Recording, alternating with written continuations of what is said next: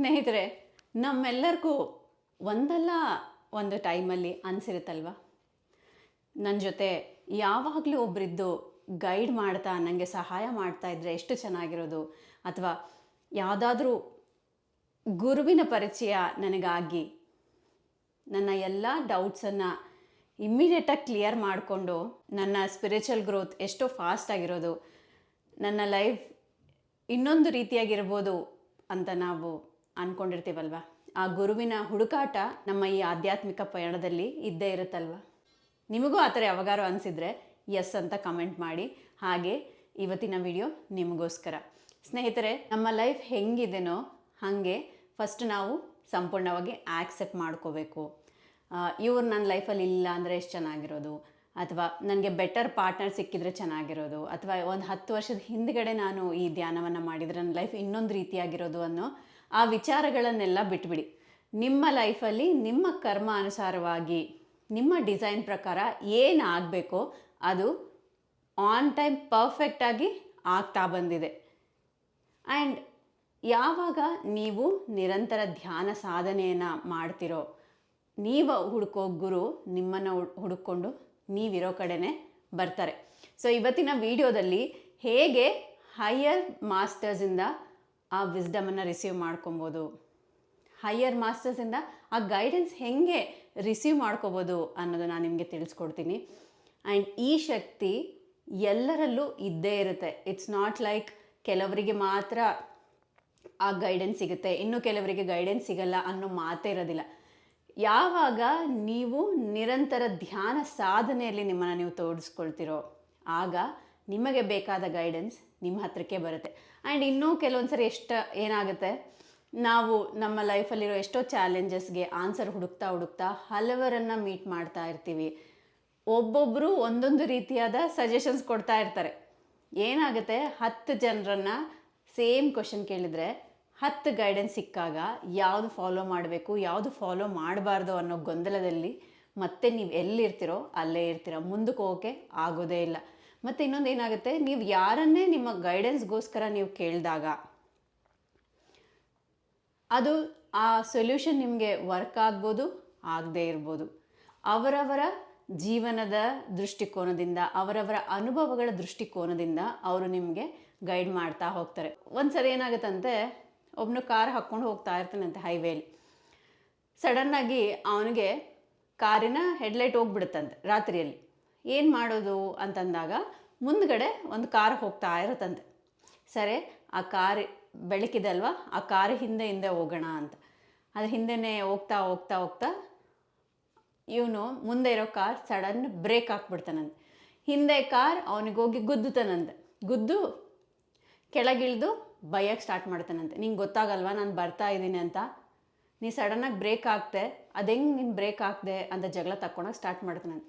ಆಮೇಲೆ ನೋಡಿದ್ರೆ ಮುಂದೆ ಕಾರು ಹೋಗ್ತಾ ಇರ್ತಲ್ವ, ಅವನ ಮನೆ ಗ್ಯಾರೇಜಲ್ಲಿ ಕಾರನ್ನು ಪಾರ್ಕ್ ಮಾಡಿರ್ತಾನಂತೆ.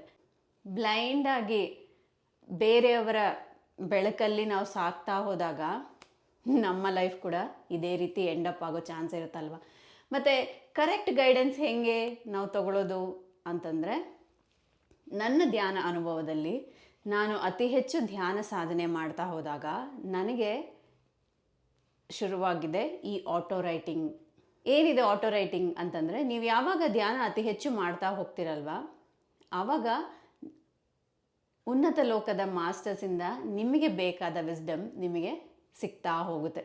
ಮೆಸೇಜ್ ರೂಪದಲ್ಲಿ ಆಗಿರ್ಬೋದು, ಬರಹಗಳ ರೂಪದಲ್ಲಿ ಆಗಿರ್ಬೋದು. ಸೊ ಕೋವಿಡ್ ಟೈಮಲ್ಲಿ ನಾನು ಅತಿ ಹೆಚ್ಚು ಧ್ಯಾನ ಸಾಧನೆ ಮಾಡ್ತಾ ನನಗೆ ರಾಂಪಾ ಮಾಸ್ಟರ್ ಅಂತ ಕನೆಕ್ಟ್ ಆಗೋರು. ಏನು ಆಗಬೇಕು ಲೈಫಲ್ಲಿ ದ ಪರ್ಫೆಕ್ಟ್ ಆನ್ ಟೈಮ್ ಕರೆಕ್ಟಾಗಿ ಆಗುತ್ತೆ ಅನ್ನೋಕ್ಕೆ. ಆಗ ನನ್ನ ಮಗು ತುಂಬ ಚಿಕ್ಕೋನಲ್ವ, ನನಗೆ ಬುಕ್ಸ್ ಓದೋಕ್ಕೆ, ವೀಡಿಯೋಸ್ ನೋಡೋಕ್ಕೆ ತುಂಬ ಟೈಮ್ ಸಿಗ್ತಾ ಇರಲಿಲ್ಲ. ಸೊ ಅದಕ್ಕೆ ನನಗೆ ಧ್ಯಾನದಲ್ಲಿ ಹೈಯರ್ ಮಾಸ್ಟರ್ಸ್ ಕನೆಕ್ಟ್ ಆಗಿ ಜ್ಞಾನವನ್ನು ಕೊಡೋರು. ಅದು ಎಂಥ ಜ್ಞಾನ, ನನ್ನ ಜೀವನವನ್ನು ಅದ್ಭುತವಾಗಿ ಬದಲಾಯಿಸಿದ ಜ್ಞಾನ. ದುಃಖದಿಂದ ಹೊರಗಡೆ ಬರಬೇಕು, ಲೋನ್ಲಿನೆಸ್ ಯಾಕೆ ಬರುತ್ತೆ, ಕೋಪ ಯಾಕೆ ಬರುತ್ತೆ, ಹೀಗೆ ಎಷ್ಟೋ ನನ್ನಲ್ಲಿದ್ದ ಈ ಎಮೋಷನ್ಸ್ ಎಲ್ಲನೂ ಕೂಡ ಹೇಗೆ ನಿಭಾಯಿಸಬೇಕು ಅನ್ನೋ ಜ್ಞಾನ ನನಗೆ ಸಿಗ್ತಾ ಹೋಯಿತು. ಸೊ ಇದರಿಂದ ನಾವು ಏನು ತಿಳ್ಕೊಬೋದು ಅಂದರೆ, ನೀವು ಯಾವಾಗ ಸಿದ್ಧವಾಗ್ತಿರೋ ಅತಿ ಹೆಚ್ಚು ಸಾಧನೆ ಮಾಡ್ತಾ ಆ ಗೈಡೆನ್ಸ್ ಬೇಕು ಅಂತ ನೀವು ಎಷ್ಟು ಸ್ಟ್ರಾಂಗಾಗಿ ಇಂಟೆಂಟ್ ಇಟ್ಕೊಳ್ತೀರೋ ಆಗ ಆ ಗೈಡೆನ್ಸ್ ಅನ್ನೋದು ನಿಮಗೆ ಯಾವುದೋ ಒಂದು ರೂಪದಲ್ಲಿ ಬರ್ತಾ ಹೋಗುತ್ತೆ. ಈ ಥರ ಮೆಸೇಜಸ್ ರೂಪದಲ್ಲಿ ಬರ್ಬೋದು, ವಾಯ್ಸ್ ರೂಪದಲ್ಲಿ ಬರ್ಬೋದು, ಅಥವಾ ಸಡನ್ನಾಗಿ ಒಂದು ವಿಡಿಯೋ ರೂಪದಲ್ಲಿ ನಿಮಗೆ ಆ ಜ್ಞಾನ ಸಿಗ್ಬೋದು, ಅಥವಾ ಯಾವುದೋ ಒಂದು ಬುಕ್ ಓದ್ತಾ ಇರ್ತೀರ, ನಿಮ್ಮ ಕ್ವೆಶನ್ಗೆ ಕರೆಕ್ಟ್ ಆನ್ಸರ್ ಆ ಬುಕ್ಕಲ್ಲಿ ನಿಮಗೆ ಸಿಗ್ತಾ ಹೋಗುತ್ತೆ. ಅಥವಾ ಸಡನ್ನಾಗಿ ಯಾರೋ ಒಬ್ಬರನ್ನ ಭೇಟಿ ಮಾಡ್ತೀರ, ನೀವು ಕ್ವೆಶನ್ ಕೇಳೋಕ್ಕಿಂತ ಮುಂಚೆನೇ ನಿಮಗೆ ಬೇಕಾದ ವಿಸ್ಡಮ್ ಕೊಡ್ತಾ ಹೋಗ್ತಾರೆ. ಈ ಥರದ ಜ್ಞಾನದ ಆಕ್ಸೆಸ್ ಪ್ರತಿಯೊಬ್ಬರಲ್ಲೂ ಇರುತ್ತೆ. Remember, you are the most powerful spiritual being on the earth.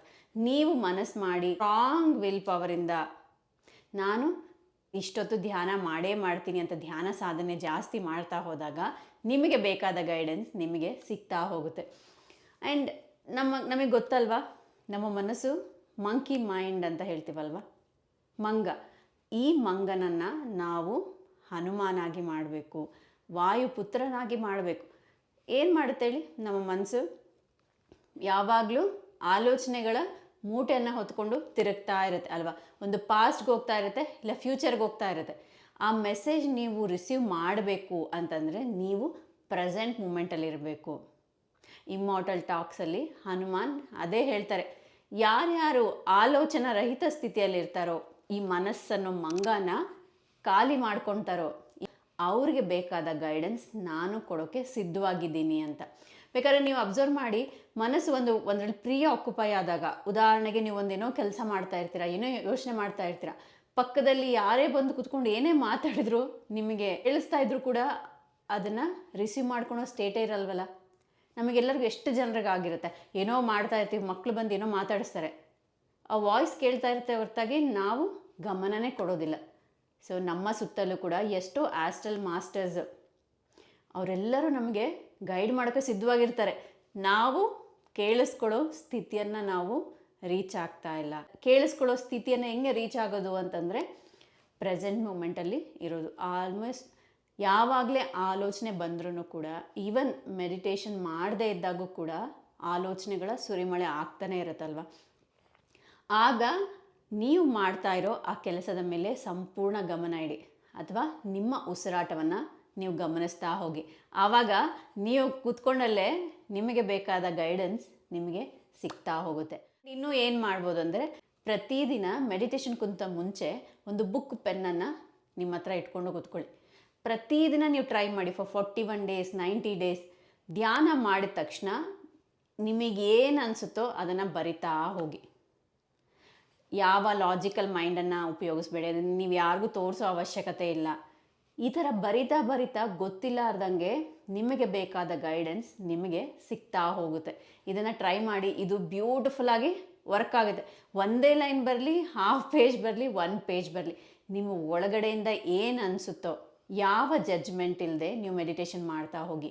And ಯಾವಾಗಲೇ ನಿಮಗೆ ಏನೇ ಮೆಸೇಜ್ ಬರ್ತಾಯಿದ್ರು, ಗೈಡೆನ್ಸ್ ಬರ್ತಾಯಿದ್ರು, ಅದನ್ನು ಅನುಮಾನ ಮಾಡಬೇಡಿ. ನನ್ನ ಮೈಂಡ್ ಕ್ರಿಯೇಟ್ ಮಾಡ್ತಾ ಇದ್ದೇನಾ? ಬಿಕಾಸ್ ನಮ್ಮ ಮೈಂಡ್ಗೆ ಲಾಜಿಕ್ ಬೇಕಲ್ವಾ, ಹೇಗೆ ಬರ್ತಾ ಇದೆ ಅಂತ. ಆ್ಯಂಡ್ ಇದು ದ ಗ್ರೇಟ್ ಅಲರ್ಟ್. ನಿಮಗೆ ಏನಾದರೂ ಡೌಟ್ಸ್ ಬರ್ತಾ ಇದೆ, ನನಗೆ ಬರ್ತಾ ಇರೋ ಮೆಸೇಜ್ ಕರೆಕ್ಟೋ ರಾಂಗೋ ಅಂತಂದರೆ ನಿಮಗೆ ಎನರ್ಜಿ ಸಫಿಷಿಯೆಂಟಾಗಿ ನೀವು ಉಳಿಸ್ಕೊಳ್ತಾ ಇಲ್ಲ, ಅತಿ ಹೆಚ್ಚು ಧ್ಯಾನ ಮಾಡಬೇಕು ಅಂತ. ಸೊ ಇವೆಲ್ಲ ನಮ್ಮ ಲೈಫಲ್ಲಿ ಒಂದು ಅಲಾರಾಮ್ ಕ್ಲಾಕ್ ಥರ. ನೆಗೆಟಿವ್ ಆಲೋಚನೆ ಬರೋದು, ಡೌಟ್ಸ್ ಬರೋದು, ಸಡನ್ನಾಗಿ ಒಂಥರ ಲೋ ಫೀಲ್ ಆಗೋದು, ಇವೆಲ್ಲ ಇಂಡಿಕೇಶನ್ ನಾವು ಅತಿ ಹೆಚ್ಚು ಧ್ಯಾನ ಮಾಡಿ ನಮ್ಮನ್ನು ನಾವು ಕಂಪ್ಲೀಟ್ ಎನರ್ಜಿಯಿಂದ ಇಟ್ಕೋಬೇಕು. ನನ್ನ ಎನರ್ಜಿ ಕಮ್ಮಿ ಆಗ್ತಾ ಇದೆ ಅಂತ ನಿಮ್ಮ ಮೈಂಡ್ ನಿಮಗೆ ಸಿಗ್ನಲ್ ಕೊಡ್ತಾ ಇರುತ್ತೆ. ಸೊ ಯಾವಾಗಲೇ ಡೌಟ್ ಬಂದರೂ ಅತಿ ಹೆಚ್ಚು ಧ್ಯಾನ ಸಾಧನೆ ಮಾಡ್ತಾ ಹೋಗಿ. ಆ್ಯಂಡ್ ಟ್ರಸ್ಟ್ ಮಾಡಬೇಕು, ನನಗೇನು ಬರ್ತಾ ಇದೆನೋ ಹೈಯರ್ ಮಾಸ್ಟರಿಂದ ನನಗೆ ಬರ್ತಾ ಇದೆ, ಹೈಯರ್ ಗೈಡೆನ್ಸ್ ಬರ್ತಾ ಇದೆ. ಸೊ ಇಲ್ಲಿ ನಂಬಿಕೆನೇ ಕೀ. ಇನ್ನು ಹೇಗೆ ನಾವು ಹೈಯರ್ ಗೈಡೆನ್ಸ್ ಇಸ್ಕೋಬೋದು, ಹೇಗೆ ಆ ಪವರ್ನ ಟ್ಯಾಪ್ ಮಾಡ್ಬೋದು ಅಂದರೆ, ಇವಾಗ ನಿಮ್ಮ ಹತ್ರ ಯಾರೇ ಕಷ್ಟ ಅನ್ಕೊಂಬಂದ್ರೂ, ನಿಮ್ಮ ಫ್ರೆಂಡ್ಸೇ ಯಾರೇ ಬೇಜಾರಲ್ಲಿದ್ರೂ ಕೂಡ ನಿಮಗೆ ಗೊತ್ತಿಲ್ಲಾರ್ದೆ ನೀವು ಅವ್ರಿಗೆ ಸೊಲ್ಯೂಷನ್ಸ್ ಕೊಡ್ತಾ ಹೋಗ್ತೀರಾ, ಗೈಡೆನ್ಸ್ ಕೊಡ್ತಾ ಹೋಗ್ತೀರಾ. ಎಷ್ಟೋ ಸರಿ ನಿಮಗೆ ಅನಿಸ್ತಾ ಬರುತ್ತೆ, ನೀವು ಮಾತಾಡೋದು ನಿಮಗೆ ಗೊತ್ತಿರೋದಿಲ್ಲ, ಅಂದರೆ ಒಳ್ಳೆ ಹೊಸ ಹೊಸ ಪಾಯಿಂಟ್ಸ್, ಹೊಸ ಹೊಸ ಟೆಕ್ನಿಕ್ಸ್, ಹೊಸ ಹೊಸ ರೀತಿ ನಿಮಗೆ ಗೊತ್ತಿಲ್ಲಾರ್ದಂಗೆ ನಿಮ್ಮ ಬಾಯಿಂದ ವ್ಯಕ್ತಿಗೆ ಗೈಡೆನ್ಸ್ ಹೋಗ್ತಾ ಇರುತ್ತೆ ಅಲ್ವಾ. ಸೊ ಯಾವಾಗ ನಾವು ಒಬ್ಬರಿಗೆ ಸಹಾಯ ಮಾಡಬೇಕು ಅಂತ ನಿಂತಾಗ, ಯಾವ ನಿಸ್ವಾರ್ಥ ಮನೋಭಾವನೆ ಇಲ್ಲದೆ ಸಹಾಯ ಮಾಡಬೇಕು ಅಂತ ನಿಂತಾಗ, ಗೊತ್ತಿಲ್ಲಾರ್ದೆ ಆ ಹೈಯರ್ ಗೈಡೆನ್ಸ್ ನಿಮ್ಮ ಮುಖಾಂತರ ಎದುರಿಗಿರೋ ವ್ಯಕ್ತಿಗೆ ಹೋಗ್ತಾ ಇರುತ್ತೆ. ಎನರ್ಜಿ ರೂಪದಲ್ಲಾಗಿರ್ಬೋದು, ಜ್ಞಾನದ ರೂಪದಲ್ಲಾಗಿರ್ಬೋದು. ಮತ್ತು ಈ ಗೈಡೆನ್ಸ್ ನಮಗೆ ನಾವು ಹೇಗೆ ಕೊಟ್ಕೋಬೇಕು ಅಂತಂದರೆ, ನಿಮಗೆ ಏನಾದ್ರೂ ಕೂಡ ನೀವು ಓಕೆ, ಉದಾಹರಣೆಗೆ ನಿಮಗೆ ತುಂಬ ಕೈ ನೋಯ್ತಾ ಇದೆ ಅಂದ್ಕೊಳ್ಳಿ. ಓಕೆ, ಅಂದ್ಕೊಳ್ಳಿ, ಕಣ್ಣು ಮುಚ್ಕೊಂಡು ಒಂದು ಥರ್ಡ್ ಪರ್ಸನ್ ಆಗಿ ನಿಮಗೆ ನೀವು ಗೈಡ್ ಮಾಡ್ತಾ ಬನ್ನಿ. ಓಕೆ, ಕಣ್ಣು ಮುಚ್ಕೊಂಡು ಅನ್ಕೋಬೇಕು, ಓ ಪ್ರಿಯಾಂಕಾಗೆ ಕೈ ನೋಯ್ತಾ ಇದೆ, ಏನು ಮಾಡ್ಬೋದು ಪ್ರಿಯಾಂಕಾ ಕೈ ನೋಯ್ತಾ ಇದೆ ಅಂದರೆ, ಅಥವಾ ಪ್ರಿಯಾಂಕಾಗೆ ಸುಸ್ತಾಗ್ತಾ ಇದೆ, ತುಂಬ ಎನರ್ಜಿ ಲೋ ಆಗ್ತಾ ಇದೆ, ಪ್ರಿಯಾಂಕಾ ನೀನು ಈಗ ಎದ್ದು ಮೆಡಿಟೇಷನ್ ಮಾಡು, ಸೊ ಆ್ಯಂಡ್ ಸೊ ಮಾಸ್ಟರ್ ಜೊತೆ ನೀನು ಕನೆಕ್ಟ್ ಆಗು. ಈ ಥರ ನಿಮಗೆ ನೀವು ಥರ್ಡ್ ಪರ್ಸನ್ ಥರ ನಿಂತ್ಕೊಂಡು ನೋಡಿ ಗೈಡ್ ಮಾಡ್ತಾ ಹೋದಾಗ ಮಿರಾಕ್ಲೆಸ್ ಆಗಿ ನಿಮಗೇನು ಗೈಡೆನ್ಸ್ ಬೇಕೋ ಆನ್ ಸ್ಪಾಟ್ ಆಗಿ ನಿಮಗೆ ಬರ್ತಾ ಹೋಗುತ್ತೆ. ಇದನ್ನು ಟ್ರೈ ಮಾಡಿ. ಇದು ದ ಬೆಸ್ಟ್ ಹೀಲಿಂಗ್ ಟೆಕ್ನಿಕ್ ನಿಮಗೆ ನೀವು ಮಾಡ್ಕೊಳ್ಳೋಕ್ಕೆ. ಕಣ್ಣು ಮುಚ್ಕೊಂಡು ಕೂತ್ಕೊಂಡು ನಿಮಗೇನು ತೊಂದರೆ ಇದೆ ಅಲ್ವಾ, ಉದಾಹರಣೆಗೆ ನಿಮಗೆ ಫಿನಾನ್ಷಿಯಲ್ ಪ್ರಾಬ್ಲಮ್ ಇದೆ, ಕಣ್ಣು ಮುಚ್ಕೊಂಡು ಅನ್ಕೋಬೇಕು, ನಿಮ್ಮ ಹೆಸರು ಹೇಳ್ತಾ, ಓಕೆ ಸೊ ಹಣಕಾಸಿನ ತೊಂದರೆ ಇದೆ, ಏನು ಮಾಡ್ಬೋದು, ಹಣಕಾಸಿನ ತೊಂದರೆ, ನಿಮ್ಮ ಫ್ರೆಂಡೇ ಹಣಕಾಸಿನ ತೊಂದರೆ ಅಂತ ಬಂದಾಗ ನೀವು ಮೆಡಿಟೇಷನಲ್ಲಿ ಯಾವ ಥರ ಗೈಡ್ ಮಾಡ್ತೀರಾ ಆ ಥರ ಗೈಡ್ ಮಾಡ್ತಾ ಹೋಗಿ ನಿಮಗೆ ನೀವು ಎಷ್ಟು ಇಂಡಿಪೆಂಡೆಂಟ್ ಆಗಿಬಿಡ್ತೀರಾ ಅಂತಂದರೆ, ನಿಮಗೇನೇ ಕ್ವೆಶನ್ ಬಂದ್ರೂ ಕೂಡ ಹೊರಗಡೆ ಹುಡ್ಕೋದಿಲ್ಲ, ಕಣ್ಣು ಮುಚ್ಕೊಂಡು ನಿಮಗೆ ನೀವೇ ಹುಡುಕ್ತಾ ಹೋಗ್ತೀರಾ. ಆಮೇಲೆ ಓಕೆ, ಇನ್ನು ಕೆಲವೊಂದು ಮಾಸ್ಟರ್ ಜೊತೆ ನೀವು ಕನೆಕ್ಷನ್ ಕ್ರಿಯೇಟ್ ಮಾಡ್ಕೊಬೇಕು, ಆ ಗೈಡೆನ್ಸ್ ಕ್ರಿಯೇಟ್ ಮಾಡ್ಕೋಬೇಕು ಅಂದ್ಕೊತೀರ. ಉದಾಹರಣೆಗೆ ಹನುಮಾನ್ ಜೊತೆ, ಮಹಾವತಾರ್ ಬಾಬಾಜಿ ಜೊತೆ ಆಗಿರ್ಬೋದು, ಪತ್ರಿಜಿ ಜೊತೆ ಆಗಿರ್ಬೋದು. ಸೊ ಯಾರ ಜೊತೆ ನೀವು ಕನೆಕ್ಟ್ ಆಗಬೇಕು ಅನ್ಕೊತಾ ಇದ್ದೀರಾ, ಯಾರಿಂದ ವಿಸ್ಡಮನ್ನು ರಿಸೀವ್ ಮಾಡ್ಕೋಬೇಕು ಅನ್ಕೊತಾ ಇದ್ದೀರಲ್ವಾ, ಸೊ ಪ್ರತಿದಿನ ಮೆಡಿಟೇಷನ್ ಮಾಡೋಕ್ಕಿಂತ ಮುಂಚೆ ಅವರನ್ನು ಇನ್ವೈಟ್ ಮಾಡಿ ಮೆಡಿಟೇಷನ್ ಮಾಡ್ಕೊಬೇಕು. ಆ್ಯಂಡ್ ಅನ್ಕೋಬೇಕು, ಆ ಮಾಸ್ಟರ್ ಚೈತನ್ಯ, ನಿಮ್ಮ ಚೈತನ್ಯ ಒಂದಾಗಿ ನಿಮಗೆ ಬೇಕಾದ ಆ ಗೈಡೆನ್ಸ್, ಜ್ಞಾನ, ಸ್ಥಿತಿ, ಶಕ್ತಿ ಎಲ್ಲವನ್ನು ನಿರಂತರವಾಗಿ ಆ ಮಾಸ್ಟರಿಂದ, ಆ ಗುರುವಿಂದ ನಿಮಗೆ ಅಂದುತ್ತಾ ಇರಲಿ ಅಂತ ಅನ್ಕೋಬೇಕು. ಅವ್ರ ಬಗ್ಗೆ ಅತಿ ಹೆಚ್ಚು ವೀಡಿಯೋಸನ್ನು ನೋಡಬೇಕು, ಅವ್ರ ಬಗ್ಗೆ ಪುಸ್ತಕಗಳನ್ನು ಓದಬೇಕು. 121 ಡೇಸ್ ನೀವು ಬರೇ ಅವ್ರ ಬಗ್ಗೆನೇ ಎಲ್ಲ ಓದ್ತಾ ತಿಳ್ಕೊಳ್ತಾ ಮೆಡಿಟೇಷನಲ್ಲೂ ಅವರನ್ನು ಇನ್ವೈಟ್ ಮಾಡ್ತಾ ನೀವು ಸಾಧನೆ ಮಾಡಿದಾಗ ಬ್ಯೂಟಿಫುಲ್ಲಾಗಿ ಅವ್ರ ಜೊತೆ ಕನೆಕ್ಟ್ ಆಗ್ತಾ ಹೋಗ್ತೀರಾ. ಆ್ಯಂಡ್ ಕನೆಕ್ಟ್ ಆಗಿ ಟ್ರಸ್ಟ್ ಬೆಳೀತಾ ಬೆಳೀತಾ ಅವರಿಗೆ ನೀವು ಸರೆಂಡರ್ ಆಗಿಬಿಟ್ರೆ ಆ್ಯಂಡ್ ನಿಮ್ಮ ಈ ಫಿಸಿಕಲ್ ಲೈಫ್ ಈಸಿ ಆಗಿಬಿಡುತ್ತೆ. ಆ್ಯಂಡ್ ನಿಮ್ಮ ಸ್ಪಿರಿಚುವಲ್ ವರ್ಕ್ಗೋಸ್ಕರ ಏನು ಬಂದಿರ್ತೀರಲ್ವ, ನಿಮ್ಮ ಪರ್ಪಸ್ಸು ಕೂಡ ಸ್ಟಾರ್ಟ್ ಆಗ್ತಾ ಬರುತ್ತೆ. ಇದನ್ನಂತರೂ ನೀವು ಟ್ರೈ ಮಾಡಲೇಬೇಕು. ಯಾವಾಗ ಮನಸ್ಸು ಲೆಸ್ ಆಕ್ಯುಪೈ ಆಗಿರುತ್ತೋ, ಮೈಂಡ್ ಲೆಸ್ ಆಕ್ಯುಪೈಡ್ ಆಗಿರುತ್ತೋ, ಆವಾಗ ಜ್ಞಾನ ಅನ್ನೋದು ಫ್ಲೋ ಆಗ್ತಾ ಬರುತ್ತೆ. ಈ ಜ್ಞಾನ ಅನ್ನೋದು ಕೇವಲ ಹೈಯರ್ ವರ್ಲ್ಡ್ ಮಾಸ್ಟರ್ಸಿಂದ ಅಷ್ಟೇ ಬರೋದಿಲ್ಲ, ನಿಮ್ಮ ಆತ್ಮದೊಳಗಿಂದನೂ ಕೂಡ ನಿಮಗೆ ಆ ಗೈಡೆನ್ಸ್ ಸಿಗ್ತಾ ಹೋಗುತ್ತೆ. ನಮಗೆಲ್ಲರಿಗೂ ಗೊತ್ತಲ್ವಾ, ನಮ್ಮ ಈ ಆತ್ಮ ಎಷ್ಟೋ ಜನ್ಮಗಳನ್ನು ತೊಗೊಂಡಿರುತ್ತೆ, ಎಷ್ಟೋ ಜನ್ಮಗಳಲ್ಲಿ ಎಷ್ಟೋ ಪಾಠಗಳನ್ನು ಕಲ್ತಿರುತ್ತೆ. 300, 400, 500 ಜನ್ಮಗಳನ್ನು ಇದು ತೊಗೊಂಡಿರುತ್ತೆ. ಸೊ ಎಷ್ಟೋ ಬಾರಿ ನಿಮ್ಮ ಸೋಲಿಂದನೇ ನಿಮಗೆ ಆ ಗೈಡೆನ್ಸ್ ಸಿಗ್ತಾ ಹೋಗುತ್ತೆ, ಈ ಕ್ಷಣದಲ್ಲಿ ನೀವು ಏನು ಮಾಡಿದರೆ ನಿಮಗೆ ವರ್ಕೌಟ್ ಆಗುತ್ತೆ ಅಂತ. ಈ ಜ್ಞಾನ ಅನ್ನೋದು ಎಲ್ಲ ಕಡೆಯಿಂದನೂ ನಿಮಗೆ ಅವೈಲೇಬಲ್ ಆಗ್ತಾ ಬರುತ್ತೆ. ಈ ಪ್ರಸ್ತುತ ಕ್ಷಣದಲ್ಲಿ ಯೂನಿವರ್ಸ್ ಇದೆ ಅಲ್ವಾ, ಒಂದು ಮಾಸ್ ಅಪ್ಲಿಫ್ಟಿಂಗ್ ಆಗ್ತಾ ಇದೆ, ಮಾಸ್ ಅವೇಕನಿಂಗ್ ಆಗ್ತಾ ಇದೆ. ಯಾರ್ಯಾರು ಧ್ಯಾನ ಸಾಧನೆ ಮಾಡಿ ಅವರನ್ನು ಬದಲಾಯಿಸ್ಕೊಳ್ಬೇಕು, ಅವರ ತಪ್ಪುಗಳನ್ನು ತಿದ್ಕೊಳ್ಳೋಕ್ಕೆ ಪ್ರಯತ್ನ ಮಾಡ್ತಾರಲ್ವ, ಅವರಿಗೆ ಅಟ್ಮೋಸ್ಟ್ ಗೈಡೆನ್ಸ್ ಅವೈಲೇಬಲಲ್ಲಿ ಇಟ್ಟಿದೆ. ಸೊ ಇದನ್ನು ನೀವು ಅದ್ಭುತವಾಗಿ ಯುಟಿಲೈಸ್ ಮಾಡ್ಕೊಬೋದು. ಹೇಗೆ ಅಂದರೆ, ಪ್ರತಿದಿನ ಧ್ಯಾನ ಮಾಡ್ತಾ, ಒಂದಿನನೂ ಬಿಡದೆ ಅತಿ ಹೆಚ್ಚು ಧ್ಯಾನ ಸಾಧನೆ ಮಾಡ್ತಾ ಹೋಗಿ. 2 hours 1 sitting, 3 hours 1 sitting. So 1 ದಿನ 2 ದಿನ ನಿಮಗೆ ಕಷ್ಟ ಅನಿಸ್ಬೋದು, ಬಟ್ ಮಾಡ್ತಾ ಮಾಡ್ತಾ ನಿಮಗೆ ಗೊತ್ತಿಲ್ಲಾರ್ದಂಗೆ ಎಷ್ಟೋ ಕನೆಕ್ಟಿವಿಟೀಸ್ ನಿಮಗೆ ಆಗ್ತಾ ಬರುತ್ತೆ. ಯೂನಿವರ್ಸಿಂದ ಎಷ್ಟೋ ಸಪೋರ್ಟ್ ನಿಮಗೆ ಸಿಗ್ತಾ ಹೋಗುತ್ತೆ. ಏಂಜಲ್ಸಿಂದ ನಿಮಗೆ ಹೆಲ್ಪ್ ಸಿಗ್ಬೋದು, ನಿಮ್ಮ ಪೂರ್ವಜರಿಂದ ಸಿಗ್ಬೋದು, ಈ ಅಸೆಂಡೆಡ್ ಮಾಸ್ಟರ್ಸಿಂದ ಸಿಗ್ಬೋದು, ಸ್ಪಿರಿಟ್ ಗೈಡ್ಸಿಂದ ಸಿಗ್ಬೋದು. ಸೊ ಈ ಜ್ಞಾನ ಅನ್ನೋದು ನಿಮ್ಮ ಸುತ್ತಲೂ ಓಡಾಡ್ತಾನೆ ಇದೆ, ತಿರುಗ್ತಾನೆ ಇದೆ. ನೀವು ರಿಸೀವ್ ಮಾಡ್ಕೊಳ್ಳೋ ಸ್ಥಿತಿಯನ್ನು ಹೊಂದಬೇಕಷ್ಟೇ, ಟ್ರಸ್ಟನ್ನು ಮಾಡಬೇಕು. Inner silence brings you more clarity ಅಂತ. ಸೊ ಧ್ಯಾನ ಸಾಧನೆ ಮಾಡ್ತಾ ಮಾಡ್ತಾ ಮೌನವನ್ನು ನೀವು ಫಾಲೋ ಮಾಡಿ, ಅಂದರೆ ವಾರಕ್ಕೊಂದು ದಿವಸ ಸೈಲೆನ್ಸ್ ಅಂತ ನೀವು ಮಾಡ್ಬೋದು. ಇಲ್ಲಿ ಸೈಲೆನ್ಸ್ ಅಂತ ನೀವು ಮಾತಾಡದೆ ದಟ್ ಇಸ್ ಓಕೆ, ಆದರೆ ಆಲೋಚನೆಗಳನ್ನು ಕೂಡ ನೀವು ಸ್ಟಾಪ್ ಮಾಡಬೇಕು. ಆ ದಿನ ಏನು ಆಲೋಚನೆ ಮಾಡ್ಬೋದು, inner silence and outer silence, complete ಸೈಲೆನ್ಸನ್ನು ನೀವು ಫಾಲೋ ಮಾಡಿದಾಗೂ ಕೂಡ ಎಷ್ಟೋ ನಿಮಗೆ ಆ ಜ್ಞಾನ ಬರ್ತಾ ಹೋಗುತ್ತೆ, ನಿಮ್ಮ ಬಗ್ಗೆ ನಿಮಗೆ ತಿಳಿತಾ ಹೋಗುತ್ತೆ. ಯಾವಾಗ ನಮ್ಮ ಬಗ್ಗೆ ನಾವು ತಿಳ್ಕೊಳ್ತಾ ಬದಲಾಗ್ತಾ ಹೋಗ್ತೀವಲ್ವ, ಅದೇ ಎನ್ಲೈಟ್ಮೆಂಟ್ಗೆ ದಾರಿ ಮಾಡಿಕೊಡುತ್ತೆ.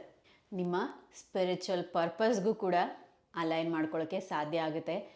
ನೆನಪಿಡಿ, you are the most powerful spiritual being on the earth. ಧ್ಯಾನ ಸಾಧನೆ ಮಾಡ್ತಾ ನಿಮ್ಮ ಶಕ್ತಿಯನ್ನು ನೀವು ಜಾಗೃತಿ ಮಾಡಿಕೊಂಡು ನಿಮ್ಮ ಜೀವನ ಉದ್ಧಾರ ಮಾಡೋದಲ್ಲದೆ ನಿಮ್ಮ ಸುತ್ತಲಿರೋ ಜನರ ಜೀವನವನ್ನು ಕೂಡ ಬದಲಾಯಿಸ್ಕೊಳ್ಳೋಕ್ಕೆ ನೀವು ಕಾರಣರಾಗಿ ಅಂತ ಹೇಳ್ತಾ, ಸೊ ಎಸ್, ಇದು ಇವತ್ತಿನ ವಿಡಿಯೋ ಸ್ನೇಹಿತರೆ. ನಿಮ್ಮ ಅನಿಸಿಕೆಗಳನ್ನು ಕಮೆಂಟ್ ಮಾಡಿ. ನನ್ನ ಚಾನಲನ್ನು ಮೊದಲೇ ಬಾರಿ ನೋಡ್ತಾ ಇದ್ದರೆ ಸಬ್ಸ್ಕ್ರೈಬ್ ಮಾಡ್ಕೊಳ್ಳಿ, ನಿಮ್ಮ ಫ್ರೆಂಡ್ಸ್ಗೆ ಶೇರ್ ಮಾಡಿ ಅಂತ ಹೇಳ್ತಾ, thank you so much for watching.